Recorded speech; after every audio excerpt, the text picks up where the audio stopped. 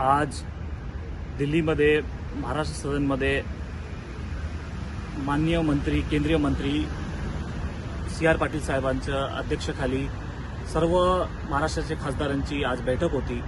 त्या बैठकीमध्ये जल जीवन मिशनचा एक फार महत्त्वाचा विषय होता आणि त्या विषयामध्ये आज चर्चेसाठी आज सर्व खासदारांना बोलवलं होतं। खरं तर ते मीटिंगमध्ये फार खोटी माहिती अधिकाऱ्यांनी सांगितली। अनेक खासदार असतील, सत्ताधारी पक्षातले असतील का विरोधी पक्षातले, सर्वांनी तक्रार केली आणि अनेक सत्ताधारी पक्षातले खासदारांनी मान्य केलं की जल जीवन मिशन सर्वात जास्त फेलियर असेल तर ते आपले नंदुरबार जिल्ह्यामध्येच झालं आहे। आणि सत्ताधारी पक्षातले खासदारांनी जेव्हा तसं मान्य केलं, मी विषय घेत होतो तर मला बोलू दिलं नाही, माझं आवाज दाबण्याचा प्रयत्न केला आणि सत्ताधारी पक्षातल्या खासदारांनी प्रयत्न केला। मला वाटतंय फार चुकीचं आहे। नंदुरबार सर्वात दुर्गम भाग आला महाराष्ट्रामध्ये, आदिवासी भाग येतो। आदिवासी बहुल क्षेत्रामध्ये जल जीवन मिशन सारखं कोट्यवधी निधी खर्च होत असणार पण काम दिसत नसणार आणि पैसे लुटून ठेकेदार, अधिकारी, प्रशासन, मंत्री पैसे खाऊन अगर पळून जात असणार तर निश्चितपणे हे दुर्दैव आहे।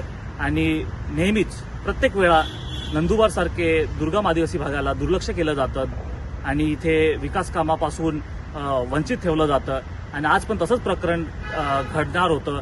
मला बोलण्याची संधी देत नव्हते, भाजपचे खासदार माझ्याकडून माईक खिसकून घेण्याचे प्रयत्न करत होते।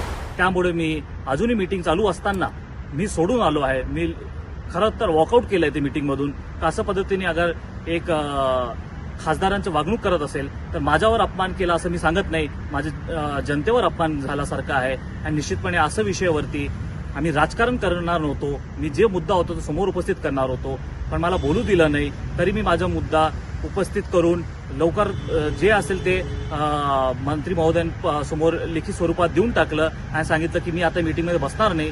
फार चुकीच्या पद्धतीने वागणूक झाली आहे आणि पुढच्या वेळेस असे सत्ताधारी पक्षातले खासदार असं वागणार असणार तर फार दुर्दैव आहे।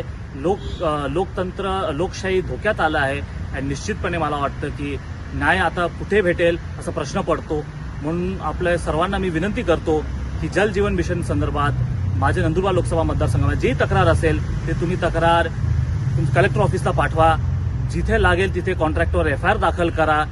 ते एफआयआर दाखल केल्यानंतर ते गुजरातमध्ये असतील का मध्य प्रदेशमध्ये असतील त्यांना शोध लावावा लागेल आणि शोध लावल्यानंतर त्यांना अटक केली गेली पाहिजे अशी मी आपल्या सर्वांसमोर मागणी करतो। धन्यवाद।